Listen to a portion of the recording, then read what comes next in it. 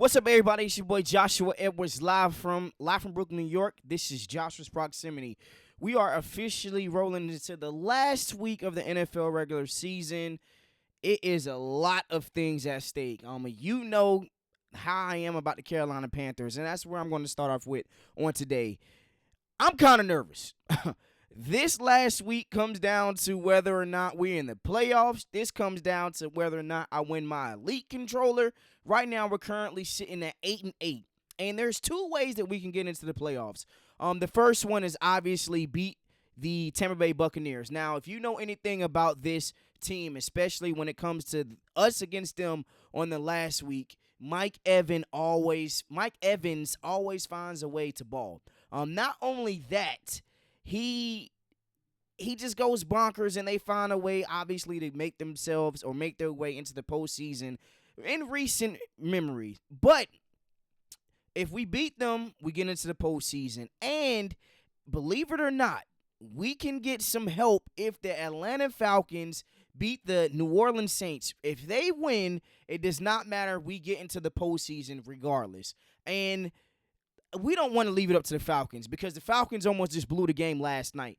Up 24-3, 21-0, almost blew that game. But here we are, last week of the season. What are we going to do? And I believe it starts with the front seven. Now, Roseboom and the defense was banging out on Sunday. Against the Seattle Seahawks, we stopped the run game, forced errant passes with Sam Darnold. We knew he was going to give us at least one, gave us multiple opportunities. J.C. Horn dropped the interception, and we had some critical mistakes, especially on defensively, penalties, face masks, and an opportunity where we could, obviously make a chance to go back and score to tie the game up. And then offensively, I am not liking what I'm seeing. 1 week, we're all the way up. The next week, we're all the way down. And this has kind of been the microcosm of the Carolina Panthers of late. And that's just what anybody is asking of Bryce Young and the offensive side of the ball. Be consistent. Don't be really good 1 week and then be really ass the next week. You got to be one or the other.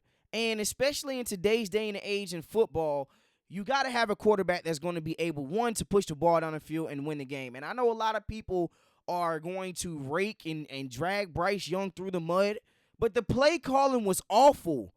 Let's not forget that there was also opportunities where guys boneheaded mistakes. Xavier Legette has become unplayable. Do not play him at all on the offensive side. Just keep him on special teams at this point. Have him at gunner, have him at kick return. He does not need any reps offensively with the Carolina Panthers. And the play calling was very subpar. Run here, first down. Run on second down. Let's see if we can throw a quick out or get the pocket moving and put Bryce Young on a bootleg. No, man. Let him go back there and really pick apart the defense. And I think we had opportunities in that game, especially against Seattle, to really go out there and pick them apart. So I think that once we go back and look at the film versus the Bucs versus the Miami Dolphins, what did they struggle with defensively? What can we do to continue to put Baker Mayfield in a box? Because he's fell off the face of the earth. I don't know if it's a shoulder injury, but ever since that Rams game out in L.A., he has been awful. And this is our opportunity, one, to solidify my controller, and then two, to really make ourselves known or a household team or franchise when it comes to playoff push. So I'm looking forward to see exactly what we look like on Saturday. We are the first game in the whole NFL slate, Saturday, 4:30 p.m. What we going to do? And with that, I want to transition because we know that it's the last week of the NFL regular season. And then what happens on Monday? It's called Black Monday for a reason. I don't like that terminology, but it's called Black Monday. And these are the coaches that I believe are either a lame duck or on the hot seat, currently speaking. The first one is Aaron Glenn. Now, whether or not it is fair, that's not for me to decide. All I can go about is what product are you putting out on the field? What exactly is his philosophy? What is the establishment of this team? We knew when Dan Campbell came into the with the Detroit Lions, they were going to be physical. They were going to go for it. They were going to take their chances. I don't know what the identity is of the New York Jets. They got blown out against the New England Patriots. They got draft compensation, but they're terrible. I mean, they're not even competing in some of these damn games, and it's bad.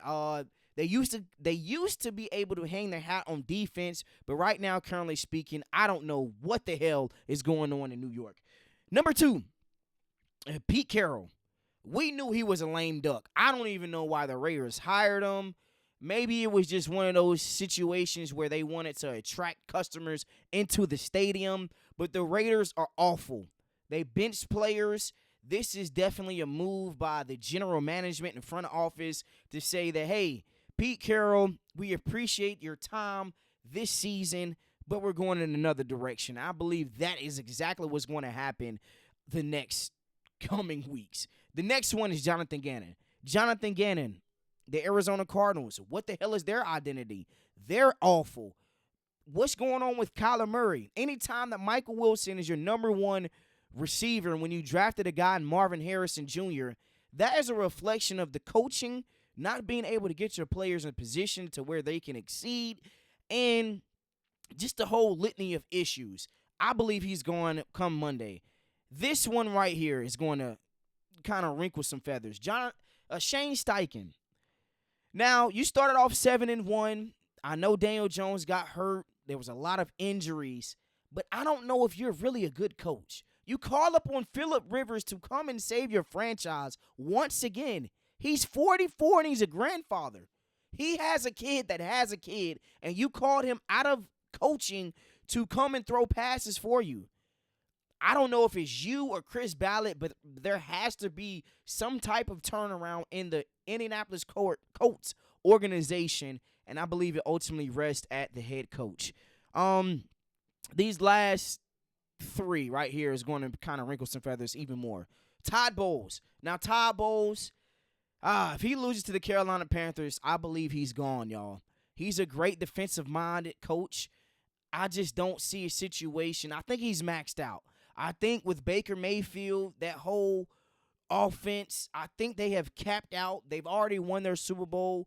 Granted, it was not with Todd Bowles, but I don't believe that the players and really the locker room really galvanizes around him. And he might not be a leader of men to a whole team, but definitely defensively, I know he is a leader of men. But currently speaking, I think Todd Bowles is on the hot seat burning up right now. Now this one, Mike Tomlin. You guys know how I feel about this.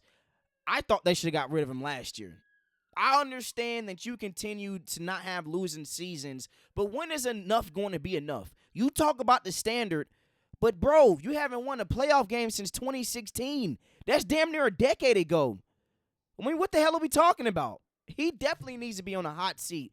And not just him, the guy that he's facing next week, John Harbaugh. These 2 coaches need to be on the hot seat. And like I said, the same thing that I just said with Mike Tomlin. They have maxed out in Baltimore. You had the best defense in NFL history, the Triple Crown defense. You have a 2-time league-winning MVP in Lamar Jackson. You have a Heisman backfield with Derrick Henry and Lamar Jackson, and you can't even get to the Super Bowl. At some point, the noise stops. At some point, the locker room just kind of blocks you out. And this is one of the situations where I believe the last 2, Mike Tomlin and John Harbaugh, are on the hot seat. This is called the Hot Seat Bowl of the week. And that's just kind of where we're at right now. Those are my lame duck hot seat coaches currently speaking, 7 of them. And yeah. So without further ado, let's go ahead and actually jump right into my top 10 heading into the last week, right into the playoffs. So coming in at number 10 is the Buffalo Bills. The Buffalo Bills, Josh Allen, they had a chance to win it late. They need some more offensive talent. It's not, nothing to frown upon. The front office has not done Josh Allen right when it comes to help on the outside, on the perimeter. Enough is enough. He's not going to be able to win come postseason. At number 10, the Buffalo Bills. Said Josh Allen.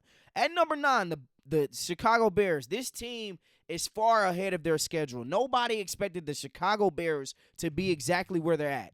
In a position where they can win the NFC North. I think they already clinched the NFC North. And a chance to where they can be either the 2 seed, the 3 seed. This team has been amazing all year long. At number 9, the Chicago Bears. Coming in at number 8 is the LA Rams, a team that was once the best team in the National Football League, crowned by a lot of analysts and even myself. This team has fell by the wayside, and it may be the injury with Devontae Adams, but they lost last night to the Atlanta Falcons. Didn't look really good. Went down 21-0 early on. What is their identity moving forward? At number 8, the LA Rams. Coming in at number 7 is the Philadelphia Eagles. Now, my man Nick Sirianni was hyped about beating the Buffalo Bills, but Josh Allen just missed a throw. What are they offensively? Are you a Saquon Barkley-led team, or are you a throw it around the field with Jalen Hurts? I don't know what this team is. Their identity offensively is. Still great defensively. At number 7, the Philadelphia Eagles. Coming in at number 6 is the Denver Broncos. Now, yes, they're 13-3. I know. But their loss against the Jacksonville Jaguars, they don't look right offensively. Defense is going to be defense, but they got to find their bearings coming offensively. At number 6, the Denver Broncos. Coming in at number 5 is New England Patriots. They only have 1 win above teams that are above 500. They beat up on sorry teams. They are a good team. I'm not going to take nothing away from them, but they beat up on really bad teams. When it comes to good teams, I just don't know exactly what they are. At number 5, New England Patriots. Coming in at number 4, a team that has been hot, red hot lately. Winners of 5 straight, the Houston Texans. C.J. Stroud looks back. The defense is humming. They got to find a way to run the ball just a little more effectively. I know they can push the ball down the field, but when it comes to passing the football, this is where you really win in postseason. At number 4, Houston Texans. Coming in number 3 is the Seattle Seahawks. Now, if it wasn't for a couple of mishaps on Sunday, they lose this game against the Carolina Panthers. If they were able to push the ball down the field, the Seattle Seahawks lose this game. I'm very concerned offensively about Sam Darnold and this rushing attack and this passing attack.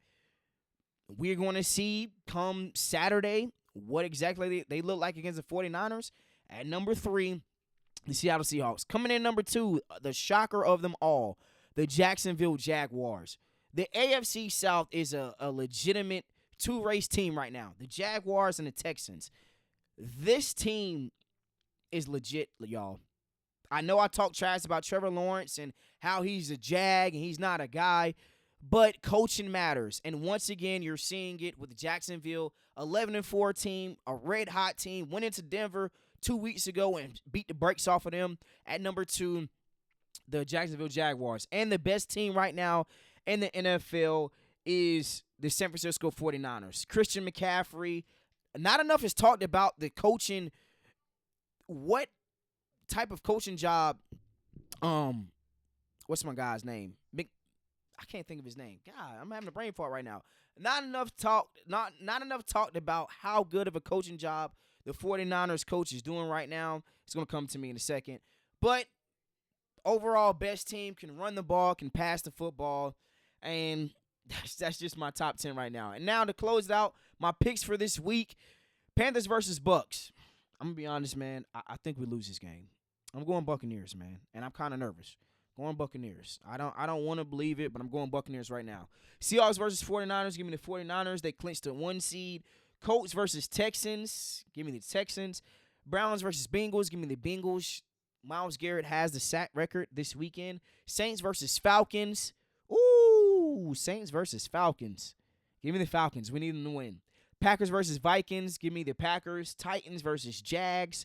Give me the Jags. Cowboys versus Giants. Give me the Cowboys. Rams versus Cardinals. Rams. Chiefs versus Raiders. Chiefs. Commanders versus Eagles. Give me the Eagles if they don't rest their starters. Dolphins versus Patriots. Give me the Patriots. Lions versus Bears, give me the Bears. Chargers versus Broncos, give me the Broncos. Chargers have already rested Justin Herbert. Jets versus Bills, give me the Bills. They might rest their starters. And last but not least, the Sunday night football game, Ravens versus Steelers. Give me the – I'm going to Steelers, man. And once again, Josh's Proximity, we out, baby.